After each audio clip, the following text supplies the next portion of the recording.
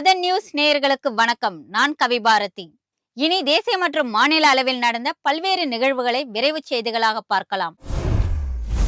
தமிழில் இருந்து பிற மொழிகளுக்கு மொழியாக்கம் செய்யப்பட்ட 30 நூல்களை முதலமைச்சர் மு.க.ஸ்டாலின் 18ஆம் தேதி சென்னை பன்னாட்டு புத்தக காட்சியில் வெளியிட இருப்பதாக பள்ளிக் கல்வித்துறை அமைச்சர் அன்பில் மகேஷ் தெரிவித்துள்ளார்.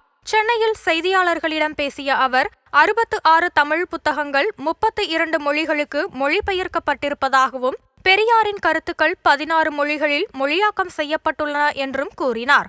பெரியாரின் கருத்துக்களை அறிவியல் சார்ந்த நடைமுறைகளாக பள்ளிக் கல்வித்துறை செயல்படுத்தி வருகிறது என கூறிய அமைச்சர் அன்பில் மகேஷ், தமிழை உலகளாவிய அளவிற்கு மொழிபெயர்க்க 35 இலக்கிய வல்லுநர்களுக்கு பயிற்சி அளிக்கப்பட்டதாக கூறினார். PSLV C-60 ராக்கெட் மூலம் விண்ணுக்கு அனுப்பப்பட்ட ஸ்பேடெக்ஸ் திட்டத்தின் 2 செயற்கைக்கோள்களும் டாக்கிங் முறையில் வெற்றிகரமாக இணைக்கப்பட்டதாக இஸ்ரோ தெரிவித்துள்ளது. இஸ்ரோ விஞ்ஞானிகளின் இந்த சாதனைக்கு பிரதமர் மோடி வாழ்த்து தெரிவித்துள்ளார். இதுகுறித்து அவர் வெளியிட்டுள்ள எக்ஸ் தள பதிவில், செயற்கைக்கோள்களை விண்வெளியில் இணைப்பதை வெற்றிகரமாக நிகழ்த்தி காண்பிப்பதற்காக இஸ்ரோவில் உள்ள நமது விஞ்ஞானிகளுக்கும் ஒட்டுமொத்த விண்வெளி சகோதரத்துவத்திற்கும் வாழ்த்துக்கள் என்று குறிப்பிட்டுள்ளார். இது வரும் ஆண்டுகளில் இந்தியாவின் லட்சிய விண்வெளி பயணங்களுக்கு ஒரு குறிப்பிடத்தக்க சான்றாக இருக்கும் என்று பிரதமர் மோடி பெருமிதம் தெரிவித்துள்ளார். ஸ்பேடெக்ஸ் திட்ட வெற்றி சந்திராயன் 4 திட்டத்திற்கு உதவியாக இருக்கும் என முன்னாள் இஸ்ரோ விஞ்ஞானி மயில்சாமி அண்ணாதுரை நம்பிக்கை தெரிவித்துள்ளார். இந்த சாதனையை செய்து முடித்த ஒட்டுமொத்த குழுவினருக்கும் வாழ்த்துக்களை தெரிவித்துக் கொள்வதாக அவர் குறிப்பிட்டுள்ளார். விண்வெளியில் கிடக்கும் குப்பைகளை நீக்குவதற்கும் உதவ முடியும் என்பதை இந்த திட்டம் நிரூபிக்கும் என்றும் இதன் முக்கியத்துவம் பற்றி வரும் ஆண்டுகளில் தெரியவரும் என்றும் மயில்சாமி அண்ணாதுரை தெரிவித்துள்ளார். பொங்கல் பண்டிகையையொட்டி பெரும்பாலான குடும்ப அட்டைதாரர்களுக்கு இலவச வேட்டி சேலை வழங்கப்படவில்லை என்று முன்னாள் முதலமைச்சர் ஓ பன்னீர்செல்வம் குற்றம் சாட்டியுள்ளார். இதுகுறித்து அவர் வெளியிட்டுள்ள அறிக்கையில், திமுக அரசின் மெத்தனப்போக்கு மற்றும் சரியான திட்டமிடல் இல்லாததால் பொங்கலுக்கு முன்பே அனைத்து குடும்ப அட்டைதாரர்களுக்கும் வேட்டி சேலைகள் வழங்க முடியவில்லை என்று விமர்சித்துள்ளார். முதலமைச்சர் தனி கவனம் செலுத்தி வேட்டி சேலைகளை வழங்க நடவடிக்கை எடுக்க வேண்டும் என்று ஓ பன்னீர்செல்வம் வலியுறுத்தியுள்ளார். பாலிவுட் நடிகர் சைஃப் அலிகான் மீதான கத்திக்குத்து சம்பவத்தை அறிந்து வேதனை அடைந்ததாக மேற்கு வங்க முதலமைச்சர் மம்தா பானர்ஜி தெரிவித்துள்ளார். இதுகுறித்து அவர் வெளியிட்டுள்ள எக்ஸ் தள பதிவில், பிரபல நடிகர் சைஃப் அலிகான் மீதான தாக்குதல் மிகவும் கவலை அளிப்பதாக குறிப்பிட்டுள்ளார். அவர் விரைவில் குணமடைய இறைவனை பிரார்த்தனை செய்வதாகவும் குறிப்பிட்டுள்ள மம்தா பானர்ஜி, இந்த சம்பவத்தில் தொடர்புடைய குற்றவாளிகள் மீது கடும் நடவடிக்கை எடுக்க வேண்டும் எனவும் வலியுறுத்தியுள்ளார்.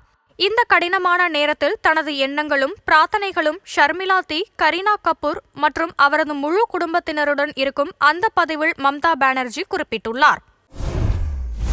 இந்தியா கூட்டணி என்பது சுயநலத்துக்காக அமைந்த கூட்டணி என்றும் அதற்கு எதிர்காலம் இல்லை என்றும் பகுஜன் சமாஜ் கட்சி தலைவர் மாயாவதி விமர்சித்துள்ளார். உத்தரப்பிரதேச தலைநகர் லக்னோவில் செய்தியாளர்களிடம் பேசிய அவர், டெல்லி சட்டசபை தேர்தல் மின்னணு வாக்குப்பதிவு எந்திரங்களில் தில்லுமுள்ளு உள்ளிட்ட முறைகேடுகள் இல்லாமல் நேர்மையாக நடைபெற்றால் தங்கள் கட்சி அதிக இடங்களில் வெற்றி பெறும் என்று கூறியுள்ளார். உத்தரப்பிரதேசத்தில் பாஜகவுக்கு மாற்று தங்கள் கட்சிதான் என்றும் மாயாவதி தெரிவித்துள்ளார். ஈரோடு கிழக்கு சட்டமன்ற தொகுதி இடைத்தேர்தலில் போட்டியிடும் திமுக மற்றும் நாம் தமிழர் கட்சியின் வேட்பாளர்கள் இன்று வேட்புமனு தாக்கல் செய்ய உள்ளனர். காங்கிரஸ் சட்டமன்ற உறுப்பினர் EVKS இளங்கோவன் மறைவைத் தொடர்ந்து ஈரோடு கிழக்கு சட்டப்பேரவை தொகுதிக்கு அடுத்த மாதம் 5ஆம் தேதி இடைத்தேர்தல் நடைபெறுகிறது. அதிமுக, பாஜக, தேமுதிக உள்ளிட்ட கட்சிகள் தேர்தலை புறக்கணித்துள்ளன. திமுக சார்பில் VC சந்திரகுமாரும், நாதக சார்பில் சீதாலட்சுமியும் களமிறங்க உள்ளனர். இடைத்தேர்தலுக்கான வேட்புமனு தாக்கல் கடந்த 10ஆம் தேதி தொடங்கிய நிலையில் இன்று நிறைவடைய உள்ளது. இதுவரை 9 சுயேட்சை வேட்பாளர்கள் மனு தாக்கல் செய்துள்ளனர். தலைநகர் டெல்லியில் தங்கள் கட்சி ஆட்சிக்கு வந்தால் ஒவ்வொரு வீட்டுக்கும் மாதம் 300 யூனிட் இலவச மின்சாரமும் 500 ரூபாய்க்கு சமையல் எரிவாயு சிலிண்டர் மற்றும் இலவச ரேஷன் பொருட்களும் வழங்கப்படும் என காங்கிரஸ் வாக்குறுதி அளித்துள்ளது. மேலும் வேலை இல்லாத இளைஞர்களுக்கு மாதம் 8500 ரூபாய் உதவித்தொகை வழங்கப்படும் என்றும் 25 லட்சம் ரூபாய் வரை இலவச மருத்துவ காப்பீடு, பெண்களுக்கு மாதந்தோறும் 2500 ரூபாய் வழங்கப்படும் என்றும் காங்கிரஸ் கட்சி வாக்குறுதிகளை அள்ளி வீசியுள்ளது. டெல்லியில் மொத்தமுள்ள 70 தொகுதிகளுக்கு அடுத்த மாதம் 5ஆம் தேதி ஒரே கட்டமாக தேர்தல் நடைபெறவுள்ளது. உத்தரப்பிரதேசத்தில் நடைபெறும் மகா கும்ப மேளாவிற்கு வந்திருந்த துறவி ஒருவர் முட்கள் மீது படுத்தது அனைவரையும் பிரமிப்பில் ஆழ்த்தியுள்ளது. காந்தேவாலை பாபா என்ற அந்த துறவி முட்கள் மீது படுத்து அங்கு வருவோரை ஆச்சரியத்தில் ஆழ்த்தி வருகிறார். கடவுளின் அருளால் கடந்த 50 ஆண்டுகளாக இதுபோன்று செய்து வருவதாக அவர் கூறியுள்ளார். உத்தரப்பிரதேச மாநிலத்தில் பிரக்யாக்ராஜில் நடைபெறும் இந்த மகா கும்பமேளா 144 ஆண்டுகளுக்கு ஒருமுறை வரக்கூடிய அரிய நிகழ்வாகும். அடுத்த மாதம் 26ஆம் தேதி வரை நடைபெறக்கூடிய உலகின் இந்த மிகப்பெரிய நிகழ்ச்சியில் 40 கோடி பக்தர்கள் பங்கேற்பார்கள் என்று எதிர்பார்க்கப்படுகிறது. உச்சநீதிமன்ற உத்தரவின் பேரில் முல்லை பெரியாறு அணைக்கான புதிய கண்காணிப்பு குழுவை மத்திய அரசு அமைத்துள்ளது.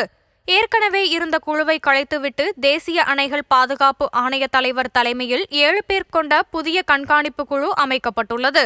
முல்லை பெரியாறு அணை பாதுகாப்பை உறுதி செய்யும் பொறுப்பு தேசிய அணைகள் பாதுகாப்பு ஆணையத்திற்கு மாற்றம் செய்யப்பட்டுள்ளது. அணையின் பாதுகாப்பு மற்றும் பராமரிப்பு பணிகளை குழு கண்காணிக்கும் என மத்திய அரசு தெரிவித்துள்ளது. தமிழ்நாடு சார்பில் நீர்வளத்துறை கூடுதல் தலைமைச் செயலாளர், காவிரி தொழில்நுட்ப குழு தலைவர், கேரள நீர்ப்பாசனத்துறை தலைவர், பெங்களூரு ISS கல்வி நிறுவன பிரதிநிதி ஆகியோர் இக்குழுவில் உள்ளனர். நாடு முழுவதும் உள்ள அனைத்து நீதிமன்ற வளாகங்கள் மற்றும் தீர்ப்பாயங்களில் ஆண்கள், பெண்கள் மற்றும் மாற்றுத்திறனாளிகள் மற்றும் திருநங்கைகளுக்கு தனித்தனியாக கழிப்பறைகளை கட்ட வேண்டும் என்று உச்சநீதிமன்றம் உத்தரவிட்டுள்ளது. முறையான வசதிகள் இல்லாத இடங்களில் நீதிபதிகள், வழக்கறிஞர்கள் மற்றும் ஊழியர்களுக்காக அவர்கள் எளிதில் அணுகக்கூடிய கழிப்பறை வசதிகள் இருப்பதை உறுதி செய்ய உடனடியாக அரசு நடவடிக்கை எடுக்க வேண்டும் என்று நீதிமன்றம் உத்தரவிட்டுள்ளது. இந்த பணிகளை கண்காணிக்க 6 வாரங்களுக்குள் அனைத்து மாநில நீதிமன்றங்களில் ஒரு நீதிபதி தலைமையிலான குழு அமைக்கப்பட வேண்டும் என்று உச்சநீதிமன்ற நீதிபதிகள் உத்தரவிட்டனர். தேசிய நெடுஞ்சாலைகளில் பயணிகள் வாகனங்களுக்கு சுங்க கட்டணத்திற்கு பதிலாக மாதாந்திர, வருடாந்திர பாஸ் வழங்கும் முறையை அமல்படுத்துவது தொடர்பாக மத்திய அரசு பரிசீலித்து வருவதாக மத்திய சாலை போக்குவரத்து அமைச்சர் நிதின் கட்கரி தெரிவித்துள்ளார். கிராம மக்களின் நடமாட்டத்திற்கு பாதிப்பு ஏற்படுத்தாத வகையில் கிராமங்களுக்கு வெளியே சுங்க வசூல் பூத்கள் அமைக்கப்படும் என்று தெரிவித்துள்ள அவர், பயண தூரத்திற்கு ஏற்ப சுங்க கட்டணம் வசூலிக்கும் முறை அமல்படுத்த முடிவு செய்யப்பட்டுள்ளதாக குறிப்பிட்டுள்ளார். டெல்லி சட்டப்பேரவை தேர்தலில் ஜங்புரா தொகுதியில் போட்டியிடும் ஆம் ஆத்மி வேட்பாளரும் டெல்லி முன்னாள் துணை முதலமைச்சருமான மணீஷ் சிசோடியா வேட்புமனு தாக்கல் செய்துள்ளார். பின்னர் செய்தியாளர்களிடம் பேசிய அவர், ஜங்புரா மக்கள் கடந்த 10 ஆண்டுகளில் அளித்த அன்பை இந்த முறையும் ஆம் ஆத்மி கட்சிக்கு அளிப்பார்கள் என்று நம்பிக்கை தெரிவித்தார். கல்வி, சுகாதார மேம்பாடு மூலம் மக்களின் எதிர்காலத்துக்கு பங்களிக்கும் தொலைநோக்கு பார்வையுடன் செயல்படுவன் என்று கூறியுள்ளார். பொங்கல் பரிசு தொகுப்பை இதுவரை வாங்காதவர்கள் பொங்கல் விடுமுறைக்கு பின்னர் பெற்றுக்கொள்ளலாம் என்று கூட்டுறவுத்துறை அதிகாரிகள் தெரிவித்துள்ளனர். பொங்கல் பண்டிகையை சிறப்பாக கொண்டாடும் வகையில் அனைத்து அரிசி குடும்ப அட்டைதாரர்களுக்கும் 1 கிலோ பச்சரிசி, 1 கிலோ சர்க்கரை மற்றும் முழு கரும்பு, இலவச வேட்டி சேலைகளும் ரேஷன் கடைகளில் வழங்கப்பட்டன. இதுவரை பொங்கல் பரிசை பெறாதவர்களும் விடுமுறை முடிந்து ரேஷனில் தொகுப்பை பெற்றுக்கொள்ளலாம் என அரசு அதிகாரிகள் தெரிவித்துள்ளனர். சென்னை நந்தம்பாக்கம் வர்த்தக மையத்தில் பன்னாட்டு புத்தக திருவிழாவை அமைச்சர்கள் அன்பில் மகேஷ் பொய்யாமொழி மற்றும் தாமோ அன்பரசன் ஆகியோர் தொடங்கி வைத்தனர். வரும் 18ஆம் தேதி வரை நடைபெறவுள்ள இந்த பன்னாட்டு புத்தக திருவிழாவில் அமெரிக்கா, மலேசியா, பிரான்ஸ் உள்ளிட்ட 65 சர்வதேச நாடுகளைச் சேர்ந்த புத்தக பதிப்பாளர்கள் பங்கேற்றுள்ளனர். நூல் வெளியீடுகள், கருத்தரங்குகள், கலந்துரையாடல்கள் என பல்வேறு நிகழ்ச்சிகள் இந்த புத்தக திருவிழாவில் நடைபெற்று வருகின்றன. இந்திய நகரங்களில் நடத்தப்பட்ட காற்றின் தரக்குறையீடு ஆய்வில் தமிழகத்தின் திருநெல்வேலி முதலிடம் பிடித்துள்ளது. தமிழகத்தின் அமைதியான நகரமான திருநெல்வேலி இந்தியாவிலேயே தூய்மையான காற்றை கொண்ட மாநிலங்கள் பட்டியலில் முதன்மை நகரம் என்ற பெருமையை பெற்றுள்ளது. மேற்கு தொடர்ச்சி மலை தொடர் சூழ அமைந்திருக்கும் நெல்லை மாவட்டம் இயல்பாகவே தொழிற்சாலைகளை குறைவாக கொண்ட பகுதியாகும். அதிக அணைகள், மலைப்பகுதிகள், பள்ளத்தாக்குகள் ஆகியவற்றை கொண்ட நிலப்பரப்பு என்பதும் அதன் காற்றின் தரம் கெடாமல் இருப்பதற்கு காரணமாகும். இப்பட்டியலில் தமிழகத்தின் இன்னொரு மாவட்டமான தஞ்சை 5வது இடத்தில் உள்ளது.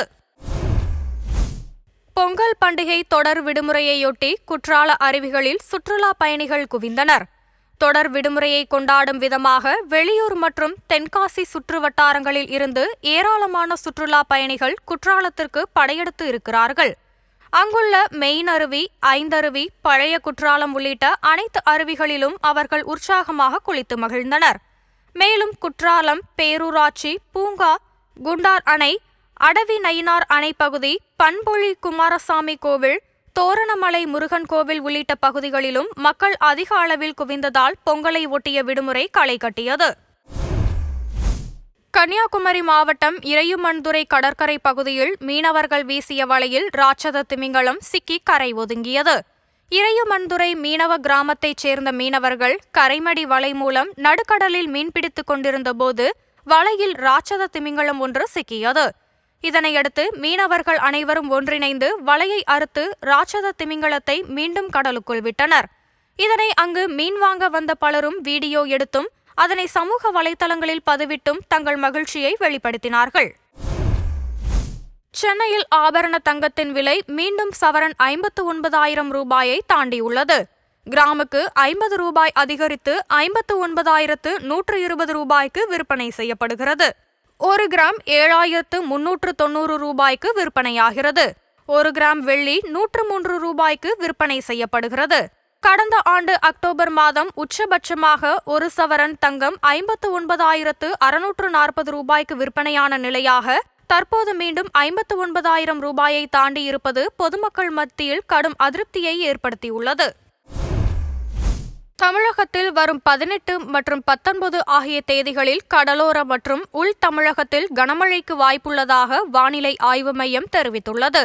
தஞ்சாவூர், திருவாரூர், நாகப்பட்டினம், மயிலாடுதுறை, புதுக்கோட்டை, ராமநாதபுரம் மற்றும் தூத்துக்குடி, திருநெல்வேலி, கன்னியாகுமரி ஆகிய மாவட்டங்களில் ஓரிரு இடங்களில் வரும் 18 மற்றும் 19 ஆகிய தேதிகளில் கனமழை பெய்ய வாய்ப்புள்ளதாக தெரிவிக்கப்பட்டுள்ளது. சென்னை மற்றும் புறநகருக்கு உட்பட்ட ஒரு சில இடங்களில் மிதமான மழை பெய்யக்கூடும் என்று வானிலை ஆய்வு மையம் தெரிவித்துள்ளது. இத்துடன் இந்த செய்தி அறிக்கை நிறைவடைகிறது. வணக்கம்.